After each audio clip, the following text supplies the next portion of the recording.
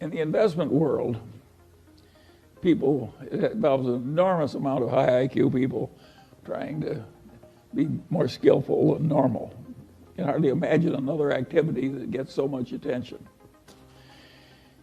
And weird things have happened.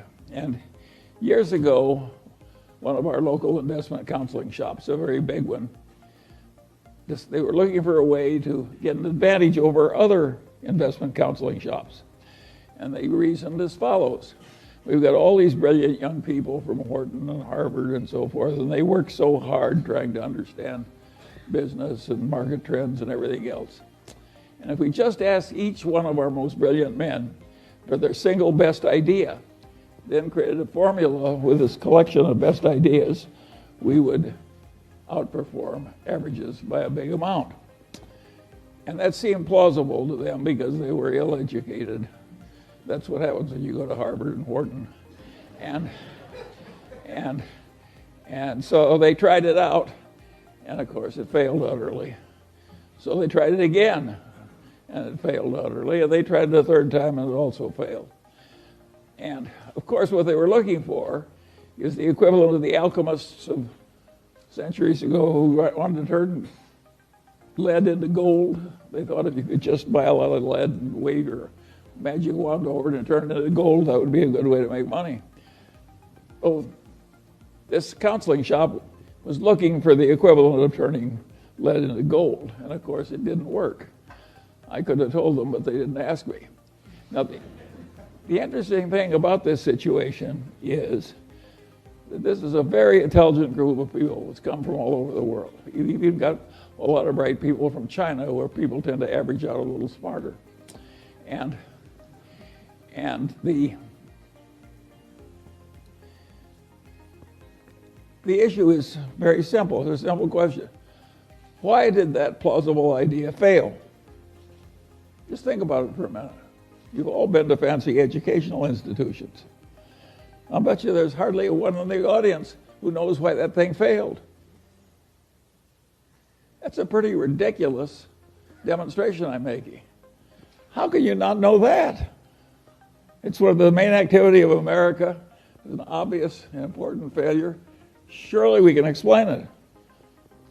You have to have stayed awake in your freshman college courses to answer that question. But if you ask that question at a Department of Finance, at a leading place, the professors wouldn't answer it right.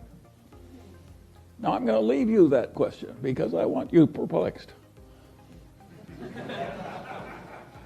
And now we'll go on to another issue. But that's one you should be able to answer. It shows how hard it is to be rational on something very simple. How hard it is, how many kind of crazy ideas people have and they don't work. You don't even know why they don't work, even though it's perfectly obvious if you've been properly educated. And by the way, my definition of being properly educated is being right when the professor is wrong. Anybody can spit back what the professor tells you. The trick is to know when he's right and when he's wrong. That's the properly educated person. And of course, they're frequently wrong, particularly in the soft sciences. In fact, if you look at a modern elite institution, it's fair to say that a lot of the faculty are a little crazy. It's so left-wing now in the humanities. And it's very peculiar. And that's another thing. Why should 90% of the college professors in the humanities be very left-wing? I leave that question for you, too. But it happens. And another issue, of course, that's happened in the world of stock picking, where all this money and effort goes into trying to be rational, is that we've had a really horrible thing happen to the investment counseling class. And that is these index funds have come along and they basically beat everybody. And not only that, the amount by which they beat everybody is roughly the amount of cost of running the operation and making the changes in investments. So you have a whole profession that is basically being paid for accomplishing practically nothing. This is very peculiar. This is not the case with bowel surgery or even the criminal defense bar in the law or something. They have a whole profession where the chosen activity they've selected, they can't do anything. Now, in the old days, the people in the profession always had some of this problem. And they rationalized as follows: we are saving our clients from the insurance salesman and the stockbroker, the standard stockbroker that serves the active trader. And they were saving people from the life insurance salesman and the hustling stockbroker who liked active trading. And I suppose in the sense that the investing class is still saving those people from an even worse fate. But it is very peculiar when a whole profession that works so hard and is so admirable, and the members of which we are delighted when they marry into our families, and they just can't do what the profession is really trying to do, which is get better than average results. How is that profession handling this terrible situation? As index investing gets more and more popular, and including by a lot of fancy places, well, I'll give you a very simple answer. They're handling it with denial. They have a horrible problem they can't fix, so they just treat it as non-existent. This is a very stupid way to handle a problem. Now, it may be good when you're thinking about your own death, which you can't fix, and just denial all the way to the end. But in all the practical fields of life, this problem thoroughly understood is half solved or better coped with. So it's wrong to have all these people in just a state of denial and doing what they've always did year after year and hoping that the world will keep paying them for it, even though an unmanaged index is virtually certain to do better. It's a very serious problem.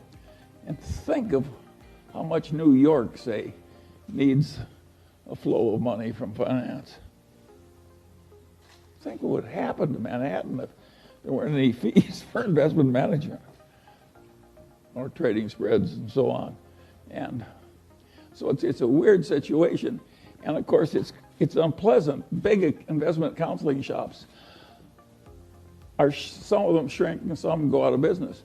And the value investors, of course, who many of I know because we came from that tradition, the value investors who are honorable are quitting. Boom, boom, boom. And what worked for them for years stopped working, and they're honorable people, they just quit. And they're also rich. So it makes it easy. But those who aren't rich have a hell of a problem. And it costs about $50,000 to say in Manhattan to send your kid to preschool, non-deductible. And that's just the start of an endless procession of years of vast expense. So if your game is money management, you have a serious problem. And I don't have any solution for this problem. I do think that index investing, if everybody did it, won't work. But for another considerable period, index investing is going to work better than active stock picking, where you try and know a lot.